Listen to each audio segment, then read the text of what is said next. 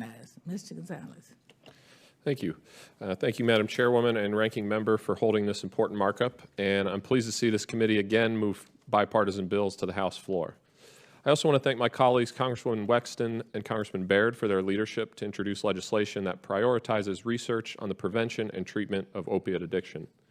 We cannot do enough to help those families suffering from the terrible consequences of this scourge. The opioid epidemic has ravaged entire communities in my home state of Ohio.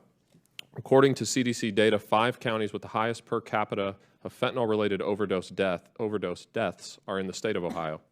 Additionally, the CDC estimates the total economic burden of prescription opioid misuse alone in our country is $78.5 billion a year. That's why I'm pleased to support this legislation that will require the NSF and NIH to support merit-reviewed and competitively awarded research on the science of opioid addiction. Furthering research on improving prevention and treatment for addiction will help our communities confront this horrific epidemic in a more holistic way. I strongly encourage my colleagues to support the expanding findings for Federal Opioid Research and Treatment Act and provide much-needed research on opioid addiction impacting many of our communities.